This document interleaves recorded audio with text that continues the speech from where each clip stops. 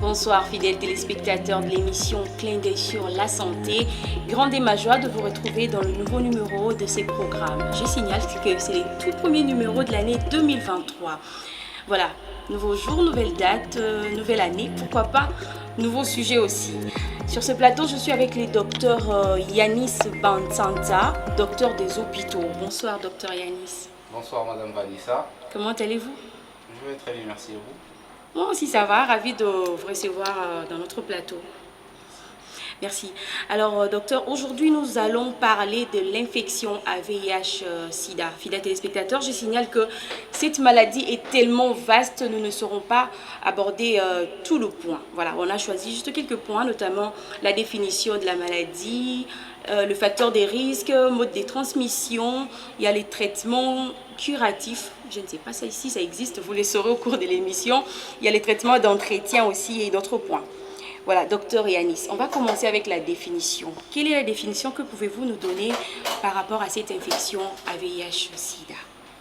Merci. L'infection à VIH-Sida, c'est une infection chronique qui est due par le virus de l'immunodéficience humaine, appelé VIH. Ok. Une définition un peu plus simple, parce qu'il y a aussi des profanes, hein, comme vous aimez bien les appeler. D'accord. Alors par rapport à cela, la maladie qu'on appelle le sida, ou soit l'infection qu'on appelle l'infection à VIH-Sida, elle est causée par un microbe qui est de nature virus, et ce virus s'appelle VIH. Okay. Et c'est ce virus qui est responsable de tous les symptômes de la maladie ou soit de l'infection à VIH-Sida. Merci docteur, on a l'habitude de dire VIH-Sida, ou Sida carrément, ou VIH. Pouvez-vous nous éclairer sur ces points? Est-ce qu'il existe une différence entre ces deux maladies différentes, ou il y a un point commun? Essayez un peu de nous éclairer docteur. Alors, c'est deux choses différentes. L'infection à VIH-Sida est subdivisée en deux. Nous avons l'infection à VIH et puis vous avez le sida. L'infection à VIH, c'est lorsque le virus pénètre dans l'organisme, il se multiplie, on parle d'infection à VIH. Mais lorsque, dans l'évolution de cette infection, sans traitement, c'est-à-dire si le patient n'est pas traité, si la personne n'est pas traitée, l'infection va évoluer jusqu'au stade ultime qui est le stade de SIDA. SIDA, c'est un acronyme qui signifie syndrome d'immunodéficience acquise. Ça signifie que le malade atteint un stade où toutes ses défenses immunitaires ont été vaincues par le virus et il devient vulnérable à des infections opportunistes et des cancers. Alors, le point commun par rapport VIH et SIDA, je pourrais dire, c'est l'atteinte des défenses immunitaires, l'atteinte du système immunitaire. Parce que l'infection à VIH, lorsque le virus pénètre dans l'organisme, il attaque les cellules immunitaires, j'en parlerai dans la suite. Il attaque les cellules immunitaires, c'est-à-dire les défenses de notre corps, les cellules qui peuvent nous défendre contre n'importe quelle infection, que ce soit le paludisme, la grippe, toutes sortes d'infections. Alors ce virus attaque les défenses immunitaires.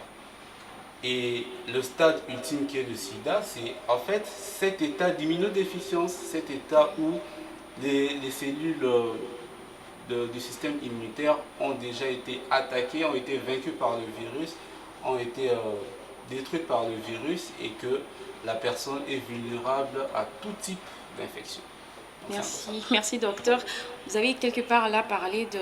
Donc, si je comprends bien, le sida, c'est les développements. Donc, c'est d'abord le VIH et il y a les développements. Et la fin, donc le stade terminal de la maladie, le stade terminal de l'infection, c'est le sida. Le sida. Est-ce qu'il y a un temps déterminé par rapport à ça? Ça prend combien de temps du VIH à sida? Voilà, bon,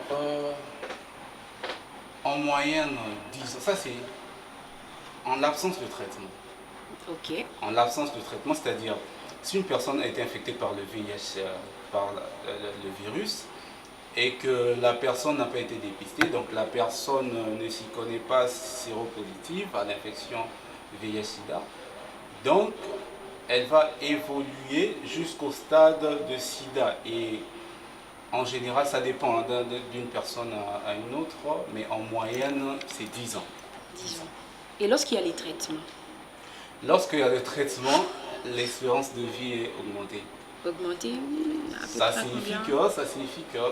que la personne qui suit très bien son traitement ne va pas arriver à ce stade de sida. Ok. Elle sera juste infectée par le virus, mais ne va pas arriver au stade de sida, voire même si elle est très bien traitée, elle ne va pas transmettre le virus. Mais bon, je sais qu'on n'est pas encore arrivé au mode des transmissions, mais cette question me vient, je dois quand même poser, par peur que ça puisse m'échapper. Est-ce que le VIH peut être transmis à une autre personne? Effectivement. Ok. Ah là, ça devient très compliqué. D'accord, docteur, on reste sur les VIH, on va parler de type. Est-ce que ça existe en plusieurs types, le VIH? Il existe deux souches de VIH connues. Nous avons le VIH de type 1, nous avons le VIH de type 2. Ok.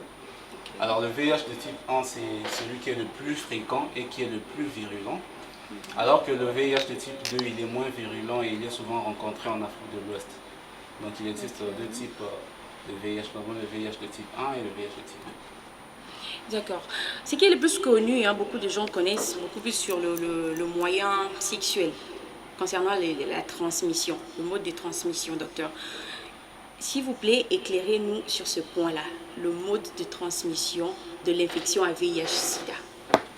D'accord. Alors, comme nous avons toujours suivi dans des publicités, parce que l'infection à VIH-Sida, c'est pas une maladie qui date d'aujourd'hui, c'est une maladie qui Ça, date c'est vrai.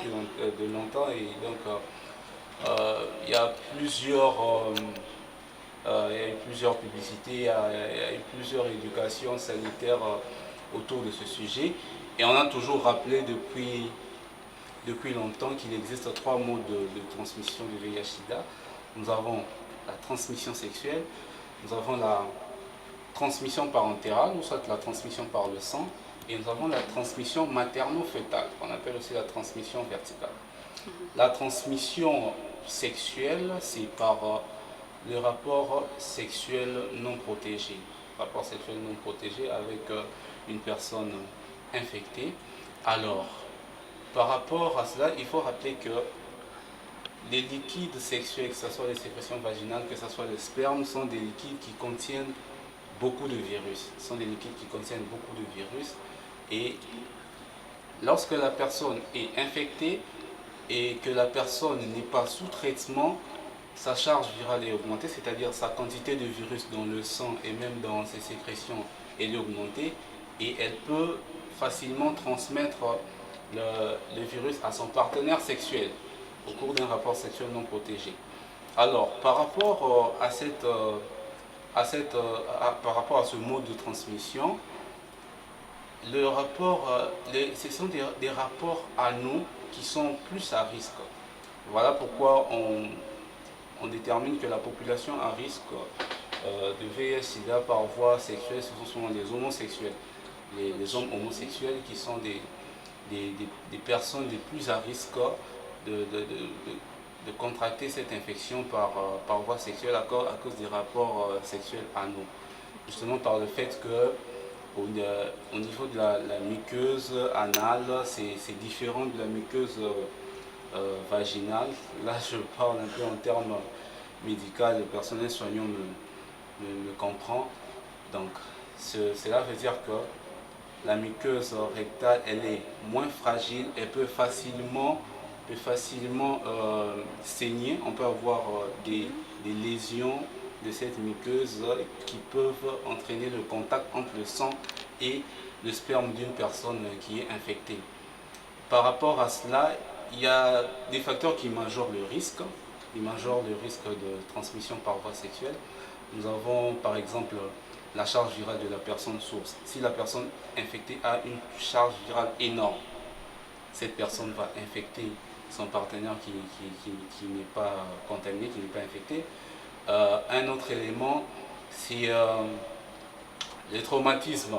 Là, au cours d'un rapport sexuel traumatisant où il y a des lésions de vagin et tout ça, où il peut facilement avoir de contact entre le sang et les sécrétions sexuelles, c'est aussi un facteur de risque, mais aussi l'inflammation de cette muqueuse liée à des infections sexuellement transmissibles comme la gonococcie, l'infection à chlamydia, la syphilis et tout ça. Toutes ces infections peuvent aussi augmenter le risque de transmission de VIH-Sida à cause de l'inflammation, c'est-à-dire, si je peux expliquer en termes simples, Oui, c'est mieux. Elle prépare le terrain. Elle prépare le terrain au niveau du vagin pour faciliter la pénétration du virus dans l'organisme. Donc c'est un peu ça. Et nous avons le deuxième mode de transmission, c'est le mode de transmission par voie parentérale, par le sang. Ça peut être au cours d'une transfusion sanguine, au cours d'un don d'organes. Heureusement que cette transmission n'existe plus parce qu'il y a des préalables obligatoires avant de transfuser. On teste l'approche de sang. Mais en dehors de ça, il y a l'utilisation des seringues partagées, par exemple chez les toxicomanes, les gens qui s'injectent des drogues par voie intraveineuse et tout. Et aussi le personnel soignant par erreur qui peut se blesser ou soit se piquer avec une seringue qui a été déjà introduite chez un patient infecté. Et enfin, nous avons le mode de transmission materno-fœtale. La transmission qui peut se faire soit au cours de la grossesse, vers le dernier trimestre, vers le troisième trimestre, soit au cours de l'accouchement, ou soit pendant l'allaitement, parce que le lait maternel aussi contient une grande quantité de virus. D'accord, merci docteur. Parce que nous parlons de mode de transmission, qu'en est-il des baisers profonds? Alors, souvent les gens ont toujours eu peur. Oui. Par rapport à ce point, les gens ont toujours eu peur. Il n'existe pas de risque de transmission du VIH-Sida par des baisers profonds parce que la salive, vous avez la salive, l'urine, ce sont des liquides corporels où on trouve une faible proportion de virus. Alors donc le risque de transmission est quasiment nul. Mais attention, il y a, si je peux dire, des rapports oraux où il y a le contact entre la bouche et l'organe sexuel qui peut être féminin ou mâle. Alors dans ce cas, le risque de transmission est non négligeable, surtout si et seulement s'il y a des lésions au niveau de la bouche de la personne non infectée, parce que ces lésions, ces petites plaies pourront mettre le sang en contact avec les sécrétions sexuelles. Donc, je viens de dire que les sécrétions sexuelles constituent des liquides biologiques ou corporels qui contiennent le plus souvent beaucoup de virus. Donc c'est par rapport à ça. D'accord docteur, on va parler de la prévention. Nous connaissons peut-être la technique d'abstinence ou encore l'utilisation de préservatifs. Docteur, est-ce qu'il y a d'autres moyens pour prévenir le VIH? Oui, il existe d'autres moyens pour prévenir le VIH. En dehors des moyens classiques que nous connaissons, nous avons, comme vous venez de le dire, l'utilisation du préservatif, l'abstinence sexuelle, la monogamie mutuelle. Mais il y a des techniques innovantes telles que la PrEP, la prophylaxie pré-exposition, c'est-à-dire c'est en fait un traitement à base des antirétroviraux, les médicaments qui sont utilisés contre la réplication, soit la multiplication des virus. Il n'y a pas de risque par rapport à ça? Non, il n'y a pas de risque. C'est une méthode innovante qui consiste à donner à une personne non infectée, en pré-exposition, donner à une personne non infectée par le VIH-Sida, une personne qui veut avoir un comportement à risque, vous lui donnez un traitement antirétroviral, ça va permettre d'éviter la fixation du virus sur ces cellules cibles. c'est le traitement qu'on appelle la PrEP. En dehors de ça, on a d'autres moyens de prévention, par exemple par rapport à la prévention de la transmission materno-fétale. Chez la femme enceinte, il faut donner aussi ces médicaments antirétroviraux pour diminuer la charge virale. Et ici, on parle plus d'une charge indétectable. L'objectif, c'est d'avoir une charge virale indétectable. Ça signifie que dans le sang, on n'a pas de virus. Dans le sang, on n'a pas de virus. C'est vrai qu'il existe des réservoirs où le VIH existe dans les cellules. Le VIH, le virus est caché dans les cellules. Et le virus est dormant, c'est-à-dire il est un peu latent, caché dans les cellules. Mais lorsque le virus ne circule pas dans le sang, la personne n'a pas ce pouvoir de le transmettre. Alors voilà pourquoi chez les femmes enceintes, on recommande de bien les traiter, de les dépister et les traiter afin de ne pas transmettre le virus au futur bébé. Donc c'est un peu ça. Mais il y a aussi d'autres moyens de prévention, par exemple la circoncision masculine, parce qu'on a dit que l'épithélium du prépuce favorisait aussi le risque d'être infecté par le virus. Donc en gros c'est ça. Ok, merci. Tout est vraiment clair, docteur. Merci beaucoup. On va passer au déroulement. Docteur, comment se développe, je ne sais pas si on doit parler de l'infection à VIH-Sida ou parlons... Oui, d'accord. Comment ça se développe? Alors, lorsque le virus entre dans le sang, comme je l'ai dit auparavant, j'ai parlé du point commun entre VIH et SIDA qui est l'atteinte ou soit l'attaque du système immunitaire. Alors ici, je vais aller un peu de manière plus précise. Vous avez, c'est pas n'importe quelle cellule immunitaire que le VIH cible.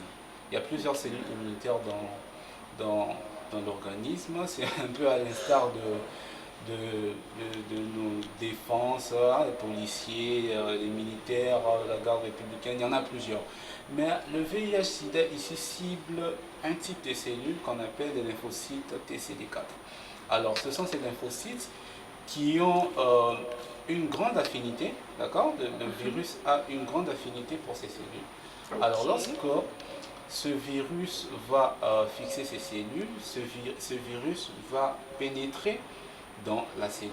En fait, le VIH ne supporte pas vivre en dehors de la cellule. Il va pénétrer dans cette cellule et il va libérer son matériel génétique. Son matériel génétique, le personnel soignant va bien me comprendre parce que ce virus contient des enzymes. Il va libérer son matériel génétique qui est un ARN et grâce à ces enzymes, par exemple la transcriptase inverse qui va transformer cet ARN en ADN. Pourquoi? Parce que dans nos cellules, nous avons l'ADN. Alors ce virus a un ARN. Il lui faut une enzyme pour changer ce matériel génétique, pour transcrire ce matériel génétique d'un ARN à un ADN. Et ensuite, cet ADN proviral devrait entrer dans la cellule. Cet ADN proviral va entrer dans la cellule pour s'intégrer dans le génome de la cellule. Et c'est grâce à une autre enzyme qui est l'intégrase, qui va faire pénétrer l'ADN dans l'ADN de la cellule. Et enfin, au cours de la réplication de l'ADN de la cellule, il y aura des particules, des virus qui seront libérés. Et enfin, pour la maturation, il y aura la protéase, une autre enzyme qui va permettre de rassembler ces particules pour former des nouvelles souches, des nouveaux virus qui vont aller infecter encore d'autres cellules. Et donc c'est comme ça que le virus se multiplie, se développe. Donc un virus qui entre, qui colonise l'ADN de l'autre, et puis il va former des nouveaux virus pour infecter d'autres cellules. C'est comme ça qu'il se développe. D'accord, plus on avance, plus cette maladie me fait encore très très peur. D'accord, docteur, j'ai une autre question. Est-ce possible qu'un séropositif devienne un séronégatif? Alors, oui. Ici, le problème, c'est quoi? Il faut faire la nuance entre être infecté par le VIH-Sida et être séropositif. Ok. Séropositif signifie que lorsqu'on dépiste une personne, cette personne possède des anticorps contre le VIH. Parce que lorsqu'un microbe entre dans l'organisme, généralement lorsqu'un microbe entre dans l'organisme, pénètre dans l'organisme, l'organisme doit synthétiser des anticorps contre ce microbe. Alors, lorsqu'on fait le test de dépistage, on va rechercher les anticorps dirigés contre le VIH. Alors, lorsqu'on détecte ces anticorps, ça signifie que la personne est séropositive. Et lorsqu'on ne détecte pas ces anticorps, ça signifie que la personne est séronégative. Alors, qu'est-ce qui se passe de manière un peu technique? Les anticorps qu'on détecte, ce sont des anticorps qui sont libres. Ça signifie des anticorps qui ne sont pas liés au virus. Ce sont des anticorps libres. Mais, attention, il peut arriver qu'il y ait interaction entre antigènes et anticorps, ce qui signifie qu'il n'existe plus d'anticorps libres. Alors lorsque vous allez faire le test, d'accord, lorsque vous allez faire le test, vous n'allez pas détecter ces anticorps libres. Et donc le test reviendra séronégatif. Vous allez peut-être penser que la personne n'est pas infectée, alors que la personne est infectée, mais juste à cause de sa charge, il y aura des anticorps en fixé, des antigènes viraux. Et donc, il n'y a plus d'anticorps libres dans le sang qui peuvent être détectables par les tests de dépistage. Donc, par rapport à cette question, je dirais oui, une personne séropositive peut devenir séronégative, mais une personne séropositive réellement infectée n'est pas déclarée guérie. Waouh. D'accord, docteur. Alors, est-ce qu'un séropositif a une durée de vie déterminée? Bon, là c'est par rapport au traitement. Donc, un séropositif bien traité. Un séropositif bien traité n'a pas de problème. Il peut vivre autant, il peut vivre autant d'années qu'il veut, faire des enfants comme il veut, il peut vivre autant d'années qu'il veut, et il peut même mourir d'une autre cause que le VIH. D'accord, docteur. On va rapidement suivre cette petite interview et on va revenir tout juste après. Bonjour madame. Elle s'appelle comment? Carmel Bérété. Monsieur Carmel, avez-vous déjà entendu parler du VIH? Bien sûr que oui. Alors, quelle est la lecture faites-vous concernant les personnes atteintes de ces virus? Bon, déjà, je dirais que le VIH est une maladie sexuellement transmissible, sauf qu'il y a ces gens-là qui peuvent l'avoir sans pour autant passer par des rapports sexuels. Comment considérez-vous ces gens-là? Vous les voyez comment? Bon, je dirais que ce sont des êtres humains comme moi et vous. Et nous ne pouvons pas leur discriminer. Je ne dirais pas que c'est de leur faute de pouvoir avoir aussi cette maladie. Sauf qu'il y a de ceux-là aussi qui l'ont suite peut-être à leur façon de marcher aussi. Pouvez-vous accepter un jour de vivre ou encore d'épouser une femme atteinte? Waouh! Honnêtement, si j'ai dit oui, c'est que j'ai menti. Parce que je ne pense pas que sur cette terre, une personne peut accepter de vivre avec une personne qui est atteinte de cette maladie, vu que c'est transmissible en fait. Et c'est une maladie incurable. Mais il y a ceux-là aussi qui acceptent leur partenaire avec cette maladie-là, mais sauf que ce sont des cas très rares vraiment. Alors, par exemple, aujourd'hui, vous êtes célibataire, je sais, mais je donne un exemple, vous vous retrouvez marié, votre femme atteinte, mais pas vous. Ça sera quoi votre réaction? Je me marie et... Vous êtes déjà marié, vous avez des enfants, et après un temps, après des résultats, votre femme est atteinte. Honnêtement, je serais choqué, je serais bouleversé de voir ma femme être atteinte de cette maladie. Et j'irai à l'hôpital me faire les examens pour voir si je suis atteint ou pas. Mais vous allez rester avec cette femme ou vous allez demander le divorce? Ça sera difficile parce que c'est la mère de mes enfants. On a eu à passer du temps, se séparer d'elle. Bon, honnêtement, je ne sais pas. Honnêtement, Je ne sais pas. Merci, c'était un Honnêtement, je ne plaisir, sais pas. monsieur Carmen. Merci madame, Merci. le plaisir est partagé. Bonjour madame, Bonjour madame. on s'appelle comment s'il vous plaît? Je reprends au nom de Rite Messia. Madame Rita, un beau prénom, allez je dire pardon.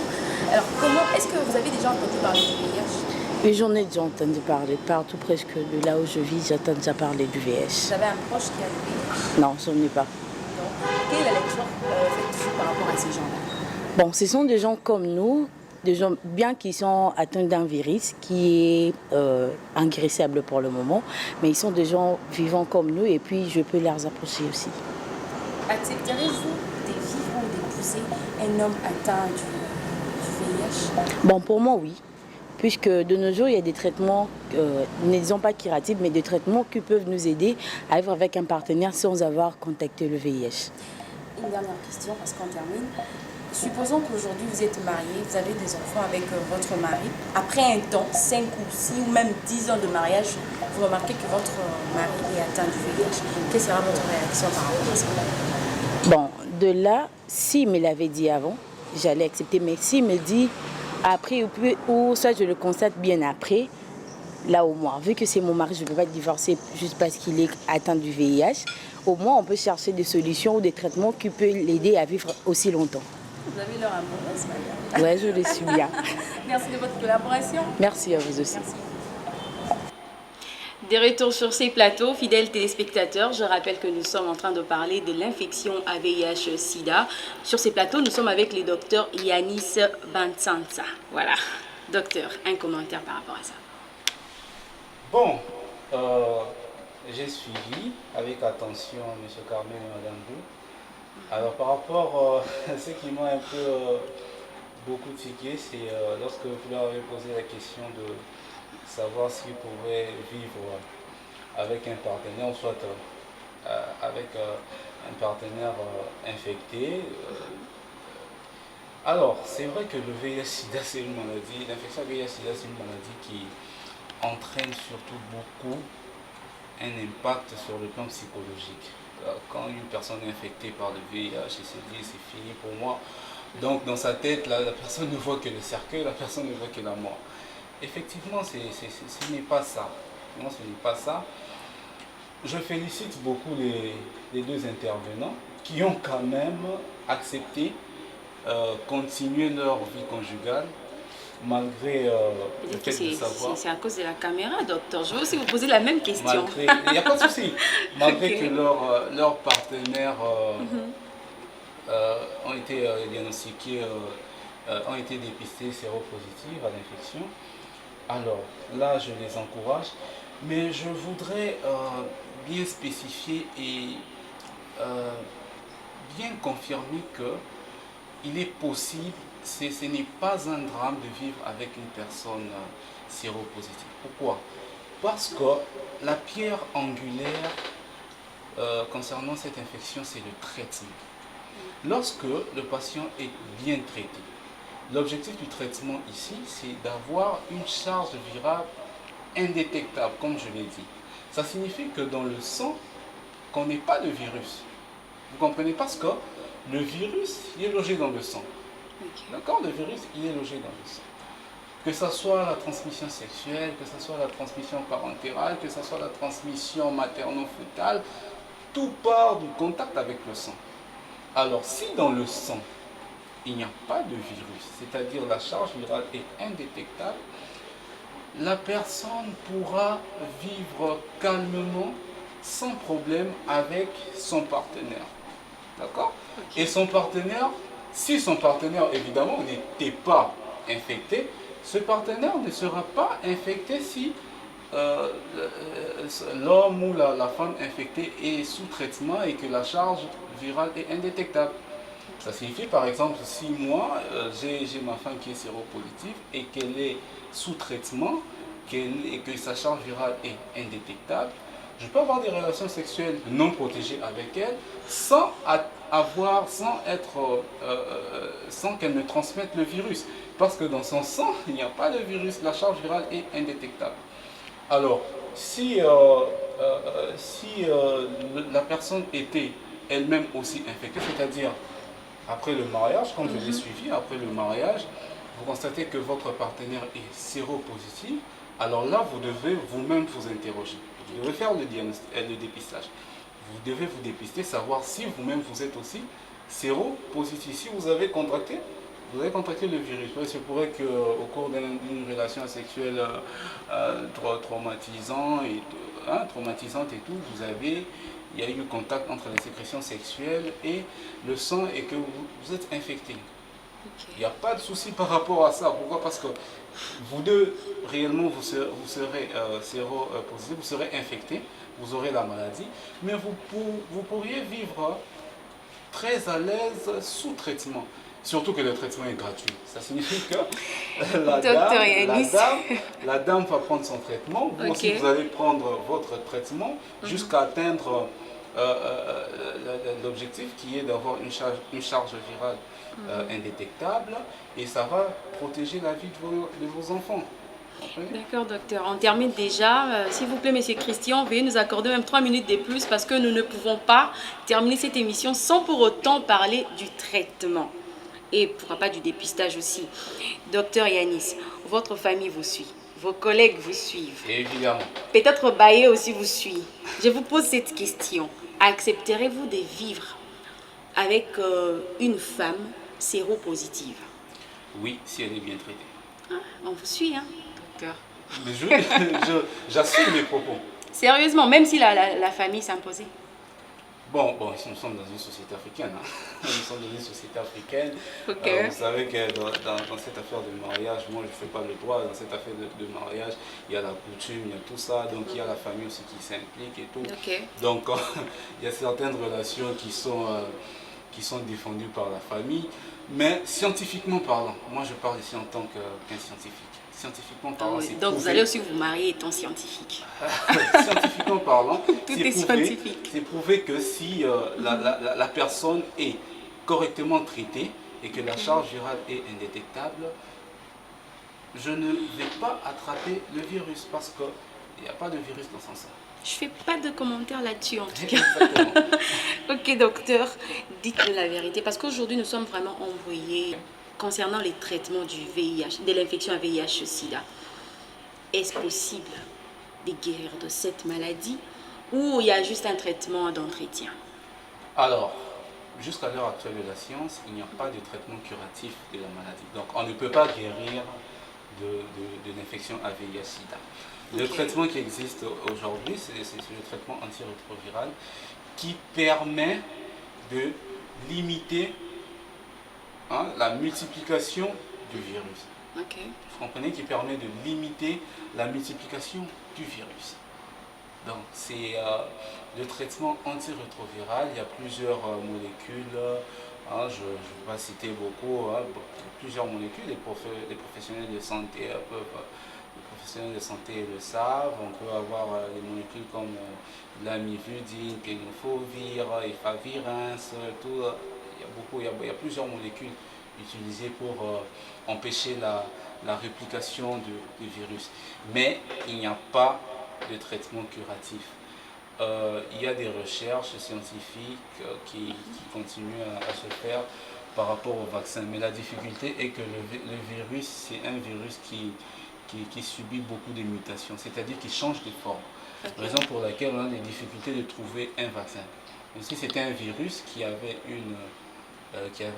une seule variante, on pouvait avoir un vaccin et puis éradiquer la situation le plus vite que possible. Mais comme c'est un virus qui subit des mutations, c'est-à-dire qui change de forme, okay, c'est difficile de trouver un vaccin parce que si vous trouvez un vaccin pour une forme, il vous faudrait encore chercher un autre vaccin pour la forme mutante et tout, donc ça sera un peu trop compliqué.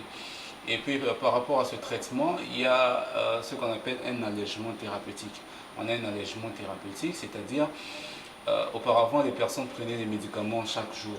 Mais aujourd'hui, sur les 7 jours de la semaine, on peut prendre des médicaments 4 jours sur 7. Et il y a même des traitements par voie injectable. On peut donner des injections tous les 2 mois. Donc c'est un peu ça. Et toujours par rapport à ce progrès scientifique, pour guérir cette maladie, il faudrait détruire les réservoirs. Je venais de parler des réservoirs du virus, c'est-à-dire il y a des cellules où le virus est dormant. Ce qui signifie que dès que la personne arrête son traitement antirétroviral, ces virus dormants vont se réveiller et continuer à se multiplier et poursuivre l'évolution de l'infection. Donc c'est un peu ça. Par rapport au dépistage, le dépistage, il existe le dépistage utilisé dans les pays en voie de développement comme les nôtres, les pays développés. Par exemple, le test d'ELISA qui permet de détecter les anticorps. Et ce test d'ELISA doit être confirmé par le test de Western blot, les professionnels comprennent. Et il faut faire 2 tests parce qu'il peut y avoir des erreurs de laboratoire. Mais à part ça, surtout dans des pays en voie de développement comme le nôtre, il y a des tests d'orientation diagnostique, des tests rapides qu'on appelle des TROD, un peu sous forme des tests de grossesse et tout, où le patient avec du sang va connaître son statut sérologique au bout de 30 minutes. Mais pour ça, il y a des délais. Pour l'ELISA, il y a un délai de 6 semaines pour que les anticorps puissent être détectables. Et pour les TROD, il y a un délai de 3 mois pour que les anticorps soient détectables. C'est un peu ça. Merci, docteur Yanis. Donc, c'est la fin de cette émission. S'il vous plaît, docteur, un mot de la fin. D'accord. L'infection à VIH-Sida, c'est une infection chronique et mortelle en absence de traitement. Comme on dit souvent, lorsqu'on connaît l'ennemi, on peut facilement le combattre. Donc j'interpelle la population à bien maîtriser les modes de transmission, comme je venais de dire, et à bien maîtriser les méthodes de prévention, et surtout savoir que l'infection à VIH-Sida n'a pas vraiment de symptômes spécifiques parce qu'elle est subdivisée en 4 phases. Vous avez la primo-infection où vous avez des symptômes non spécifiques, variés, tout, qui sont un peu ressemblables à la grippe. On peut avoir un syndrome pseudo-grippal avec des maux de tête, fatigue, douleurs musculaires, fièvre et tout, des ganglions partout qui vous sortent. Après, il y a une phase asymptomatique, c'est-à-dire le patient n'a aucun symptôme. Puis vient une phase symptomatique où le patient va commencer à faire des diarrhées chroniques inexpliquées, une fièvre chronique inexpliquée, il va perdre du poids et tout, il va avoir des maladies de la peau et tout. Et puis à la fin viendra le stade de SIDA, qui est le stade ultime où apparaissent des infections opportunistes telles que la tuberculose, la pneumocystose, l'histosplasmose, la cryptococose et j'en passe. Il y a plusieurs infections opportunistes, voire même des cancers tels que le sarcome de Kaposi. Alors, donc, j'interpelle la population à se faire dépister. C'est vrai que le dépistage se fait selon le consentement, mais j'interpelle la population à se faire dépister. J'interpelle le personnel soignant à dépister surtout les populations à risque, par exemple les populations vivant en Afrique australe, les professionnels de sexe, les personnes qui ont été diagnostiquées pour une autre maladie sexuellement transmissible. Et enfin, je vais terminer par cette notion de stigmatisation. Évitons de stigmatiser les personnes vivant avec VIH. Ce sont des personnes comme nous qui peuvent vivre longtemps. Si elles sont bien suivies, si elles sont bien traitées, elles peuvent vivre longtemps. Évitons donc de les stigmatiser. Améliorons plus la relation entre des personnes non infectées et des personnes séropositives, voire même la relation entre le médecin et le malade. D'accord, c'était le docteur Yanis Bantsanta, un nom que j'ai vraiment eu du mal à prononcer. Merci. Bon, pas la seule, hein. Vraiment, docteur Yanis, merci d'avoir répondu à notre invitation. Je vous en prie. Ok, fidèles téléspectateurs, c'était autour de la maladie à l'infection à VIH-Sida. Voilà. C'était un réel plaisir pour moi d'être ce soir, de vous présenter cette émission.